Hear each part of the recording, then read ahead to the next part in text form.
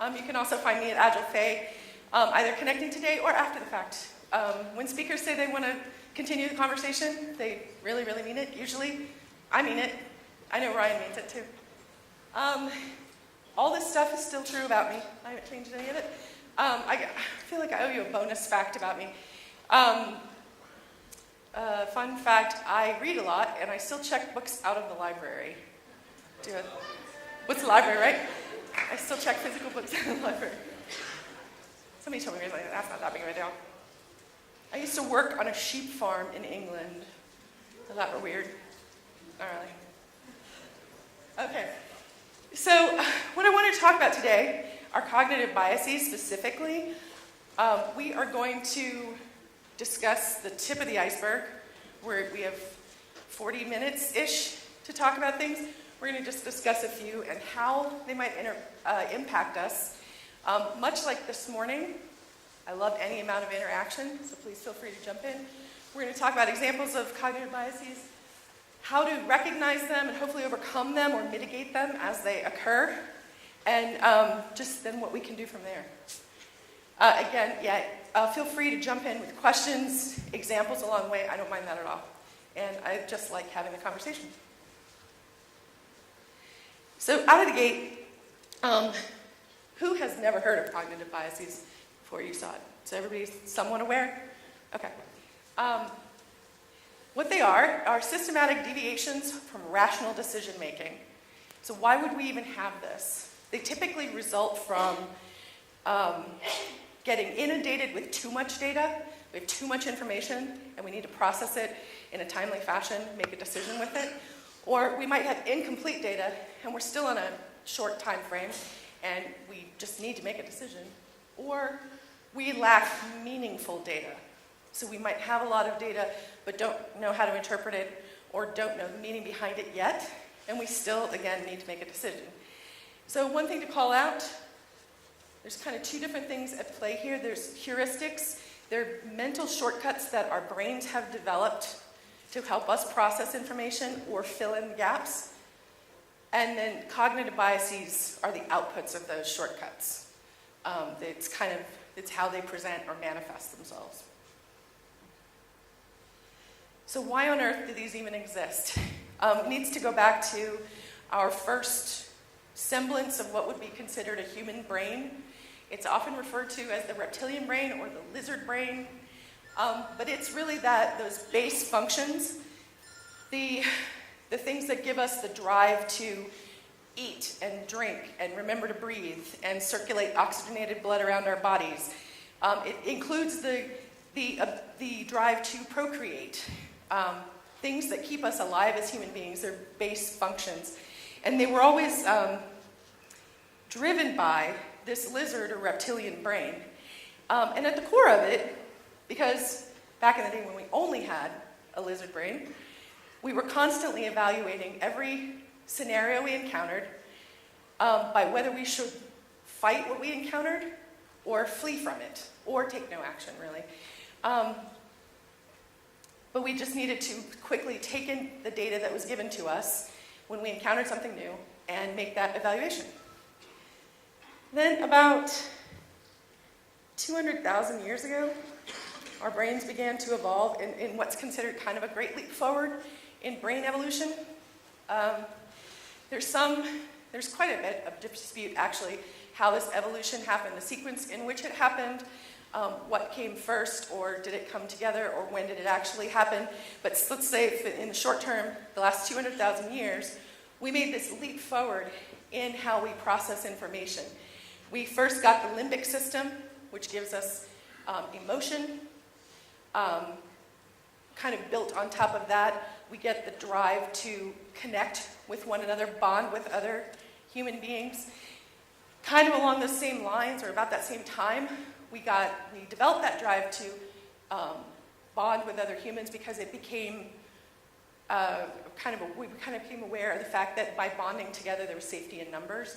Maybe we could fight things better or flee from them collectively better if we were in a group. And then the outer part of your brain, the squiggly bit that everybody thinks of when they think of a brain, is referred to as the Reptilian Brain, and that's where we get that logic and higher reasoning. But the interesting thing is we still have that lizard brain down there, right? We still have the thing that reminds us to breathe every day. Some people I wonder about, but they continue to march on. And that's still in there, actually every day behind the scenes, evaluating whether we need to fight or flee from something. Every interaction. Like if I walk up to Travis, I say, we're making an evaluation of what this situation is going to entail. I'm pretty confident that you're not going to punch me in the face. Yeah? Okay, cool. My brain kind of worked through that. Now, if suddenly he kind of lunged at me, well, then I'd have to reassess my information. But that's kind of always gone on. That's kind of always going on in the back of our brain, going on in the back of our brains, in addition to this logic and reasoning part, which basically means that we're velociraptors. We're lizards, but we're trying to reason our way through things. So why do we even care? Anybody know why we care? Why do we care as IT professionals? Because if your primitive brain is taking over your thoughts. Right. If somehow your primitive brain kicks into gear, or all these other flawed reasoning capabilities kick into gear, it prevents you from making reasoned decisions. And as IT professionals, we are helping our business partners, or as business people, we are unpacking complex problems and trying to arrive at solutions. And we need to be aware of when we're not moving through them in a reasoned, rational fashion. So the first one I want to talk about, I think, is probably one of the more common ones. Who's heard of confirmation bias? Yeah? So it's when you seek out only those perspectives or data that supports how you felt to begin with, and you minimize or ignore other data that might contradict what you believe to begin with. We see this a lot. I'm assuming it's the same here. We see this a lot in our news media and Facebook feeds, right? Like, it's not Facebook's problem. It's our reaction to Facebook and what we do with it, and we get in big screaming arguments, and we only post articles that support what we think and never a contradictory opinion. But what are some of the ways that confirmation bias can come out in the workplace? Anyone have an example? Or some? Yeah, so preconceived notion about what a sprint is, what done is. I see it sometimes too in like technology choices, so architectural decisions. When we look for a solution, we might only look for the data that backs up the thing we wanted to do in the first place. So what are some ways that we can overcome that?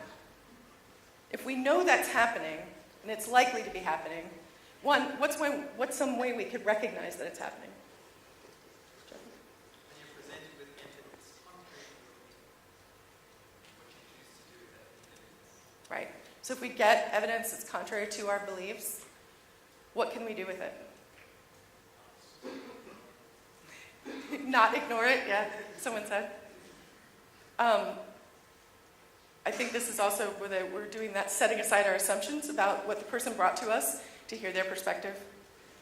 Something like that. Any other ways this can come out in confirmation bias in the workplace? Something like set-based engineering. I'm sorry, say that again. Set-based engineering, so investigating multiple options simultaneously. Right. Right. So actively seeking out. Right, actively seeking out alternative opinions. I see it also plays out in negative testing even, right? We can get ourselves in a situation where we're only testing what the system's supposed to do and not what it's not supposed to do. We don't explore all those options. And then we go in and we say, yes, it's working exactly the way that I thought it was supposed to, confirmed. And then we move on and we ignore the thing that's going wrong with it.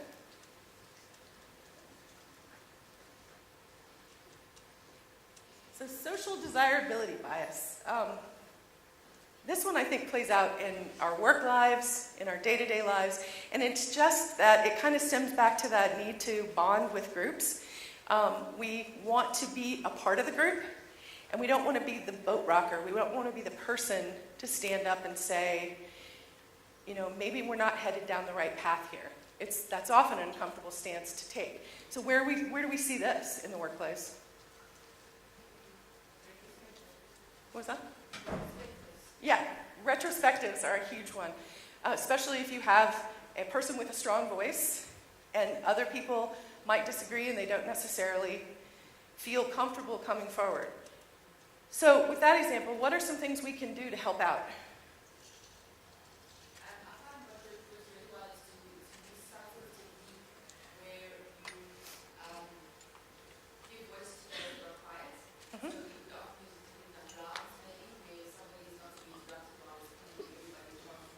Yeah.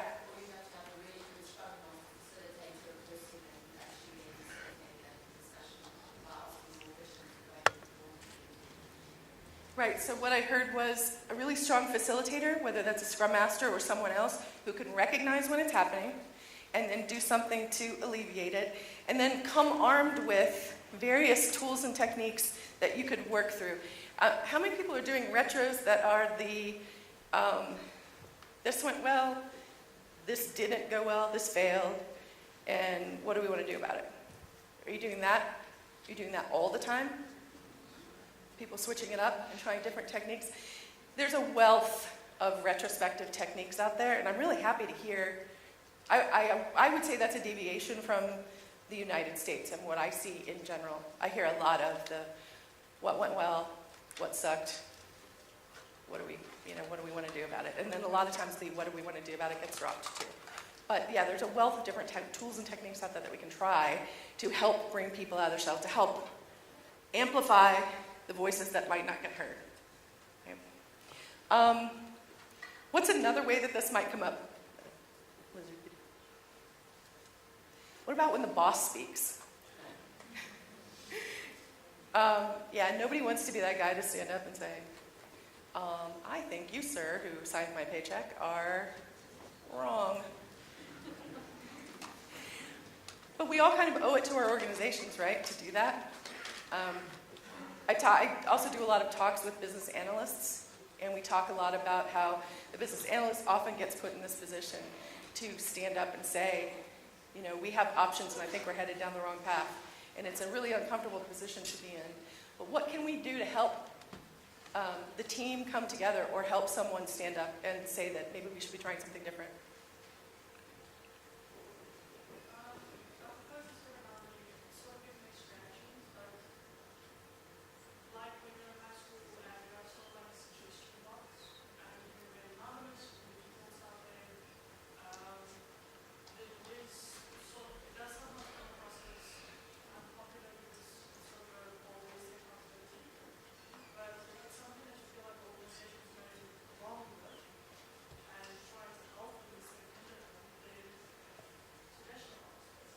Yeah, so the suggestion was to implement some kind of suggestion box. If people really feel they're in an environment where they can't speak freely or they're fearful of speaking up, might figure out some way to anonymize that. And it can be as simple as a shoebox and some index cards that allow people to do that.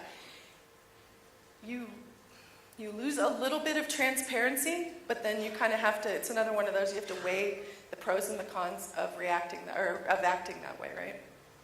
Anyone else have any ideas of what we can do to help?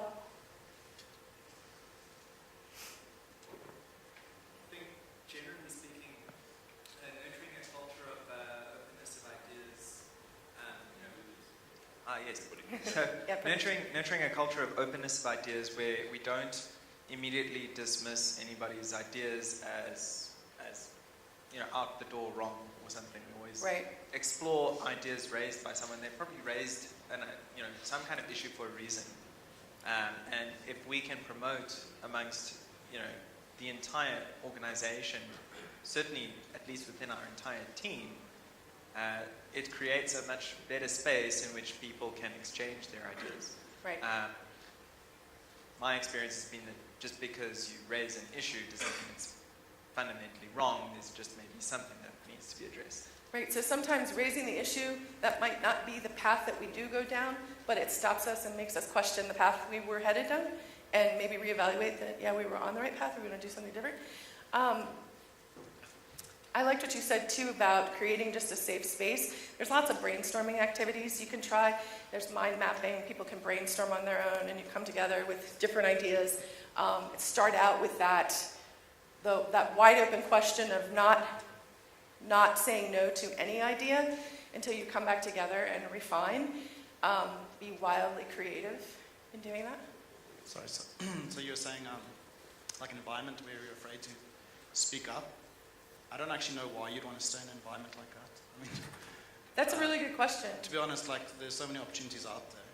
If someone wants to create an environment like that, I would just be looking for a different job. I tend to agree with you. If that continues too long, that's not an environment I want to work in. I know people are in different places, and they're in different economies and different situations where they might feel like they can't move on.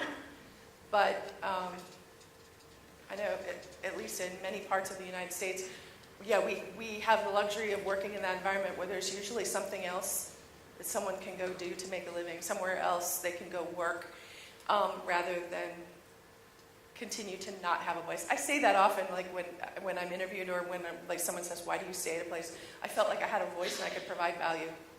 And when I don't feel like I have a voice, I often leave. So, okay. I found something that's quite powerful, I suppose, personally, around that is thinking about saying yes or no. We often think, it's tough to say no to someone, especially your boss. But if you put it in the context of you saying yes and no at the same time, so right. What is it that you're saying yes to, and what is it that you're saying no to, which I think makes it personally liberating to actually bring an idea forward. Right. There is actually an improv technique of practicing that yes and you further the idea. So what you could say is, yes, and I think we need to consider the impact of doing that and how it might impact these XYZ, something along the lines. Well, it sounds positive. It is positive. You're not saying no, but you're just saying, let's keep our eyes wide open going into it. I also want to come back to something Jeffrey said. That idea of, it goes back to setting aside assumptions, right? But assume a positive intent when you're interacting with someone. I have to assume when I'm in an organization, until I'm given evidence to the contrary, I have to assume that people make suggestions because they want us to succeed. They want the organization to be successful. They want our team to be successful, whatever that is. I know it happens, in soap operas and stuff like that, but by and large, people don't come to work, with the sole purpose of trying to divert us away from what we ought to be doing or to sabotage the team. I suppose it happens.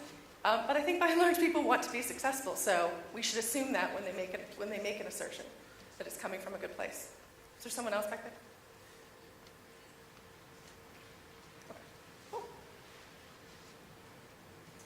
Here's another quick one, the availability heuristic, where we judge something, the value of something, or how important it is based on the availability of the data, or based on how easily we can recall the last time that it happened.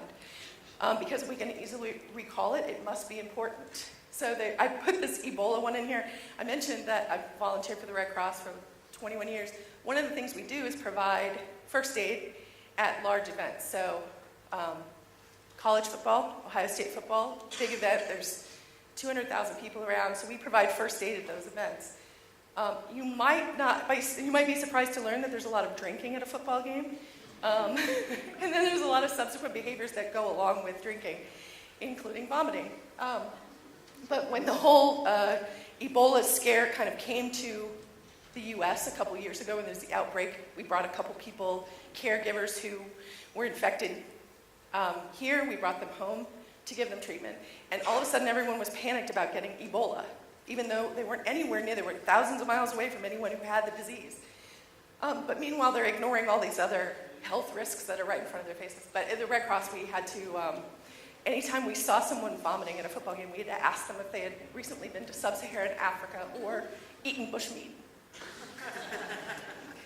Yeah, so imagine trailing a drunk person through a football game and asking them questions like that. It's good times.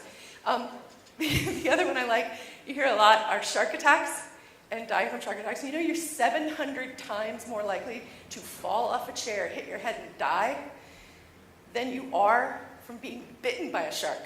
Not even killed by a shark, but bitten by a shark. But no one panics about falling out of a chair. I also assume alcohol's involved there, and it's a bar stool. How else would you fall out of there? So where do we see this in the workplace? Availability heuristic crops up. I think one of my personal favorites is someone finds a bug in the system. Oh, this thing's always broken. And then sometimes, you tease it out and you trace it down. Really, it's not even a bug at all. It's working as designed. It's working as requested. It's just that person didn't have a clear understanding of how it was supposed to work, or it wasn't communicated to them. Or it is a bug, but it's like a tiny bug. It doesn't mean the whole system's broken. Do you have an example? Yeah, I was going to say feature requests. So you talk to one client, like, I really need this thing. This is super important. And you go back, it's like, guys, we really need this thing. It's super important. In the meantime, you just happen to have stumbled across the one person in the world who actually wants that feature. Right. That happens a lot, right? And then if you don't have good mechanisms in place for assessing value, that can take over. So if you don't have strong product management or product ownership around that, that can really take over. It comes out a lot too in various customers, like kind of the loudest customer gets the attention. And we don't always, I've been in situations where we haven't always made value-based assessments of what's going on. Now, you might have something that's small to fix, but it's your biggest client, and if you really believe they're going to walk, then the value in fixing that thing might be the trade-off you want to take. But sometimes we don't make that evaluation. We just rush headlong into the thing that someone's screaming about.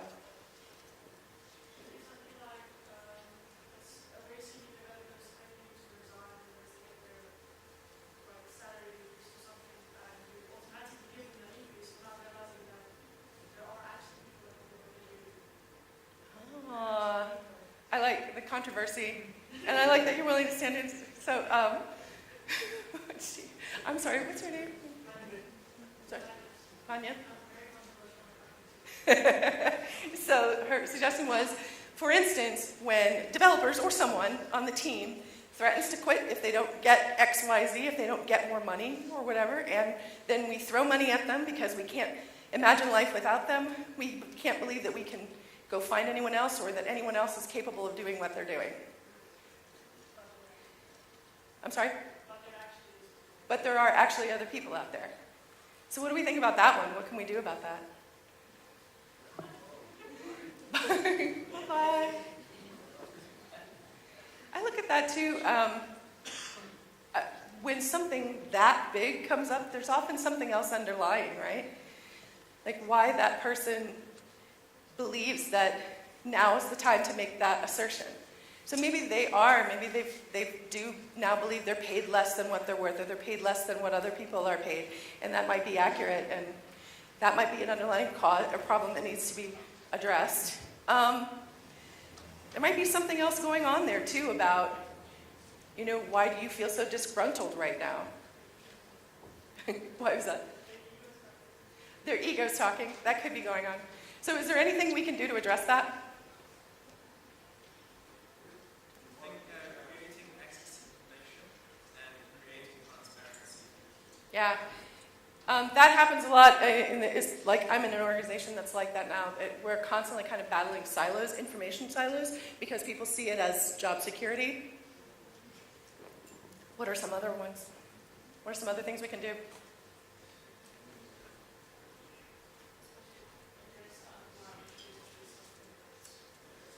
Yeah.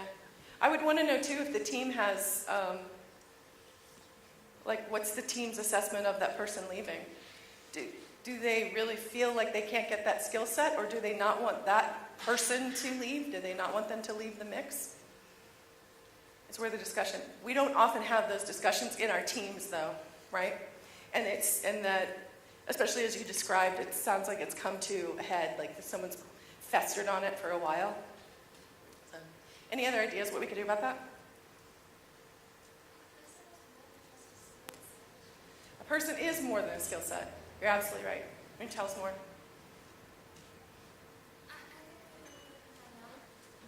Mm-hmm. It's like a whole team starting from scratch again. Yeah, we talked about that a little bit this morning, right? Yeah, when someone leaves, you have a new team. I'm sorry, go ahead. And starting up a new team, you have to go through the whole forming, storming, it's all that all over again. Right. Someone leaves, you have to figure out how to work together again. If that person leaves, you go get a new person, you have to figure out how to work together now as a new group. You get a new person, they're probably not familiar with your technology, your application, so you've got that thing to go through, that downtime to go through. So yeah. So what would you want to do to address it? I think you have to understand the problem. It may not be the person wanting more money. It sounds much bigger than that. It might be someone who feels like their ideas are not being recognized. It could be like the situation we discussed before where someone doesn't feel like they have a voice and they're just fed up with it now. And this is how it manifests. And also what motivates them. It may not just be money. There may be other motivating factors as well. Right. Another simple one I hear all the time is people want some kind of job security, whatever that is. So if your organization uses contractor work, they might be looking more, not necessarily for more money, but more stability or the perceived stability of a permanent job. Yeah. So getting to the heart of that could be helpful. Anyone else?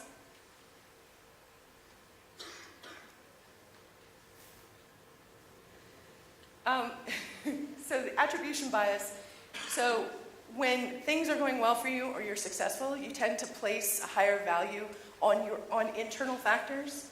And then when things don't go successfully, you place a higher value on external factors that would have been a detriment to you.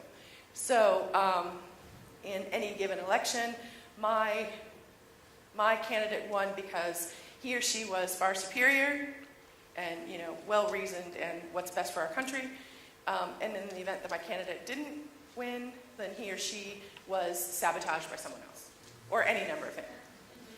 That one hits a little too close to home these days. So, but we all do it. It happens a lot in sales, right? If sales are good, then it's because of my natural sales ability or because our product is wonderful and it sells itself. If sales are down, well, I can't be expected to sell in this economy. Or why don't those developers ever develop the thing that our customers need? That still happens sometimes. Any other examples of when you see this in the workplace?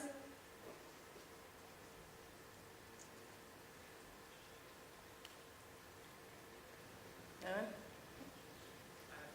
I have seen also, I suppose, the same thing with regards to things like code quality or other similar kind of processes. Often with regards to scalability or performance. Yeah. How can you expect us to handle those volumes would be a common one. Whereas the reality is the reason you can't handle volumes is rubbish, not because you can't be expected to do so. Right, because it was an unrealistic expectation. Yeah, or the code I wrote might be working really well because of my superior intellect. But when my code fails, it's because I didn't have the right information or I couldn't get people to participate in the right time. Yeah. So what are some ways we can overcome that?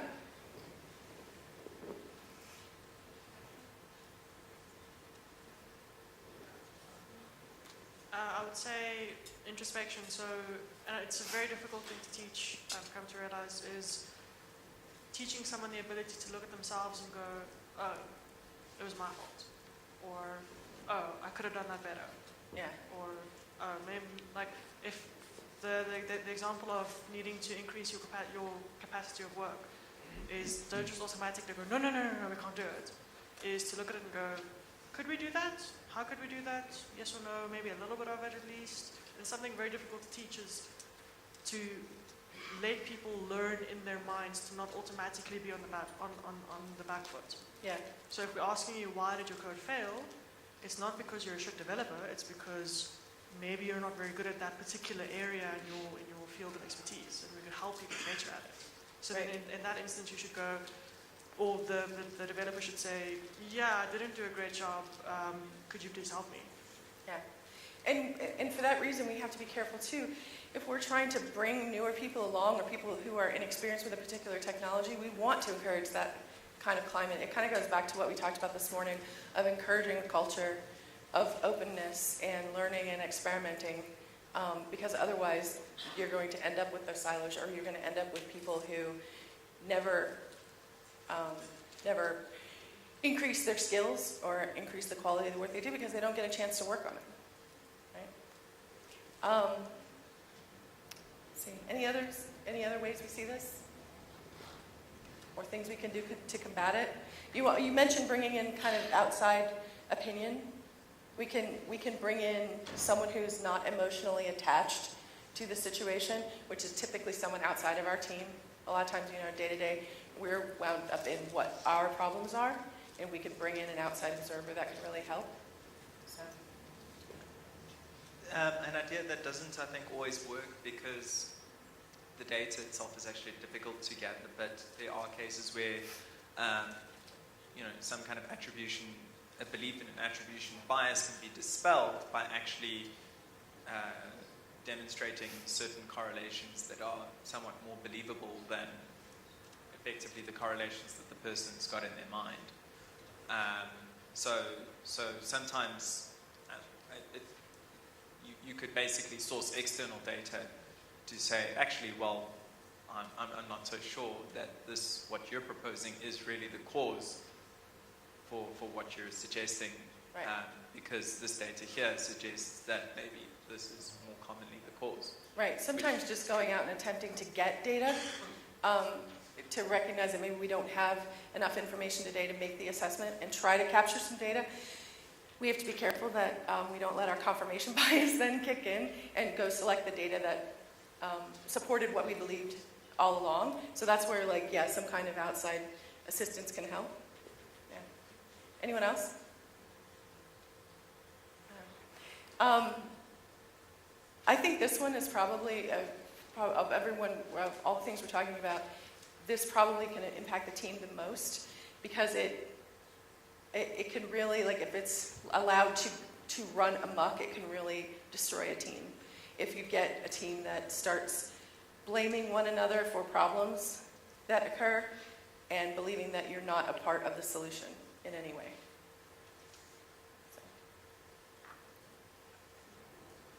So choice-supportive bias, does this deathmatch exist here as well? In the United States, it's Apple versus Android to the death. What was that? Whatever.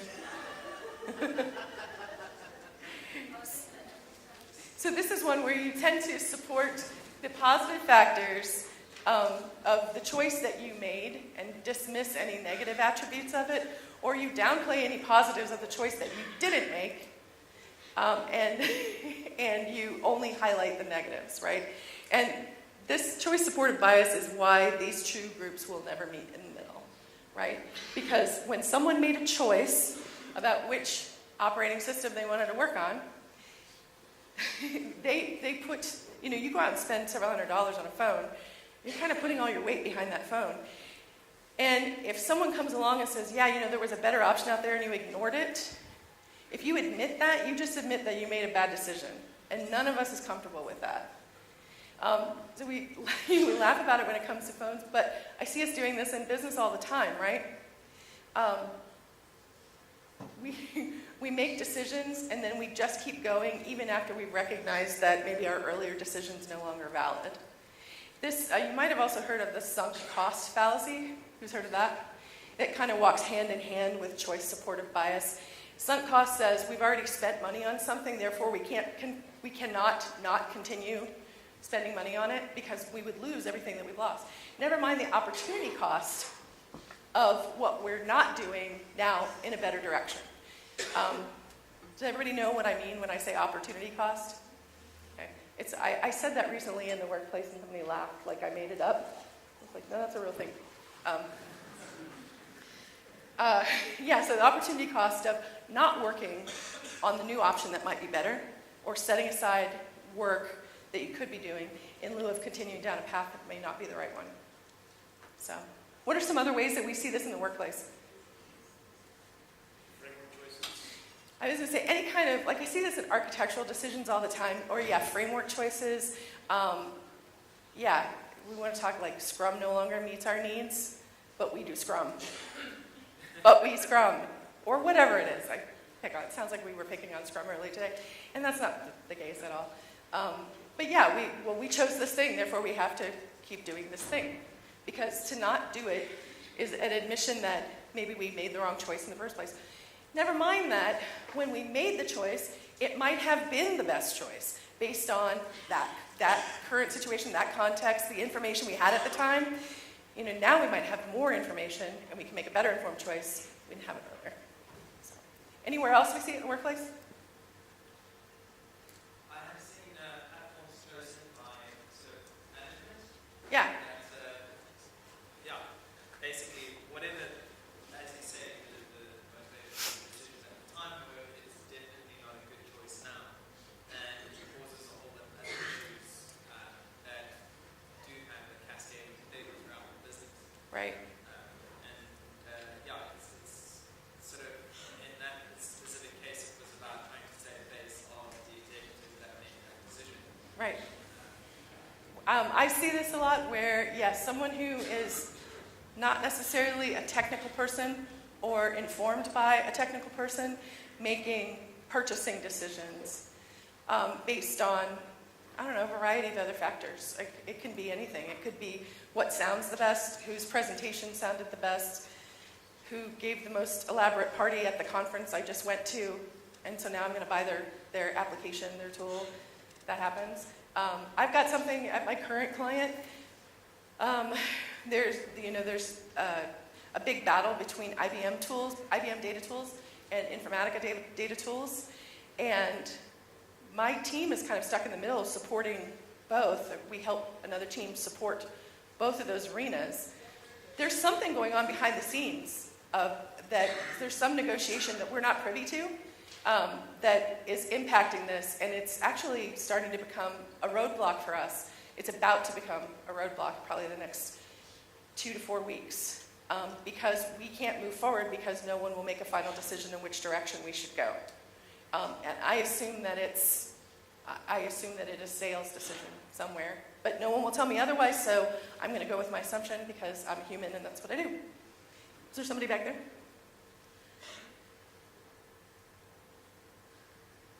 Anybody else see this anywhere? Is that all? No. No, we had, like I said, basically 35, 40 minutes, and this is just the tip of the iceberg. I tried to think of kind of the ones that were really the most prevalent in the workplace, the ones I see most frequently. There are, I don't know if you can see each one of these little bits is a different bias or heuristic. And this diagram is a couple of years old. We're discovering new ones all the time. They're just kind of grouped together there by how they manifest. But every one of those is a different way in which we process information.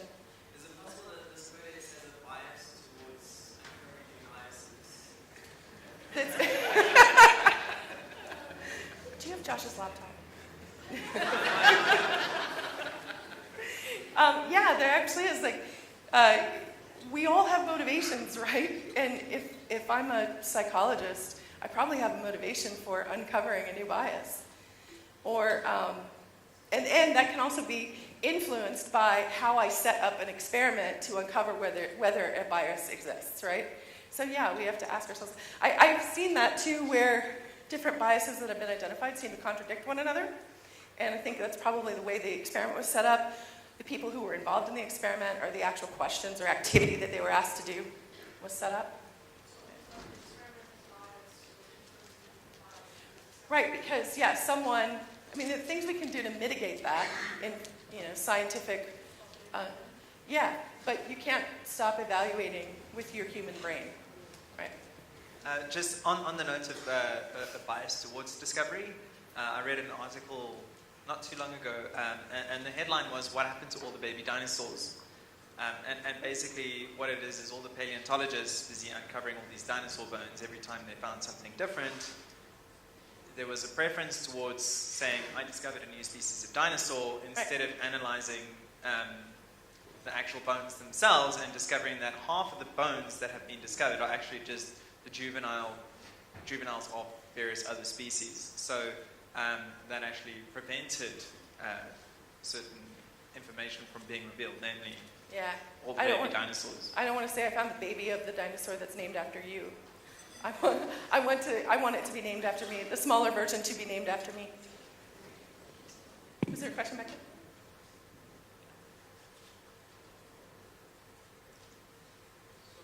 As an Agile coach, which cognitive bias do you think that we or you or however you want to box it, which one do you think we're most susceptible to? I gave you the jazzy answer. It depends.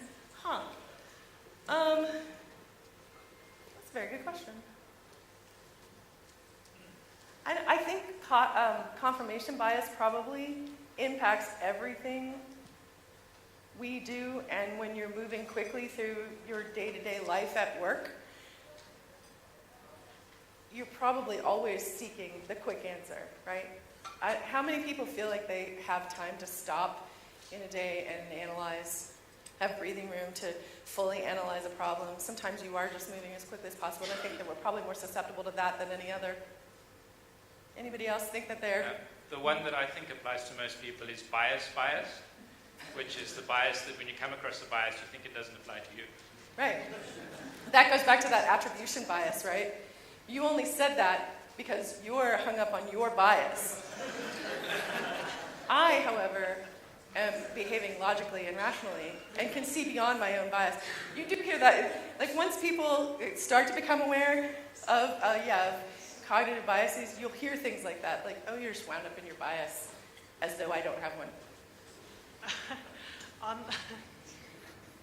On the bias, I almost feel like, specifically as a Scrum Master or as a coach or as a facilitator, it's almost your duty to deliberately look against what your team's bias is. Because, for example, one of my teams is fully convinced that they can complete their project on time, despite the fact that their velocity numbers, swear word apparently, their velocity says that it'll take them 3 years, and they're convinced that they can do it in 1.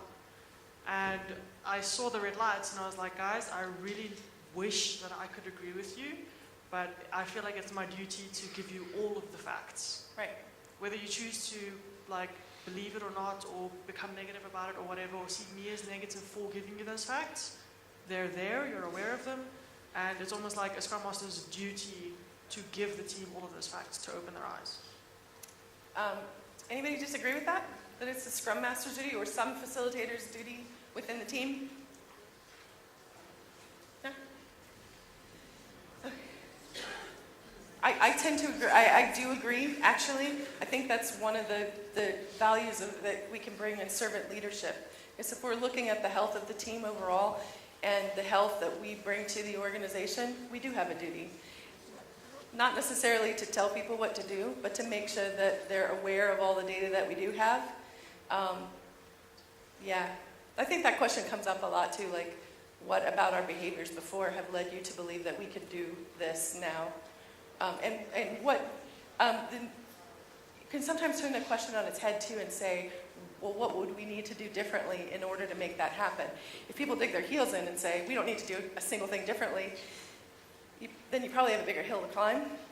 But you might get some people to start questioning, like, well, we really would need more people, or we have a skill that it's not represented, we'd need to find or get training on or something.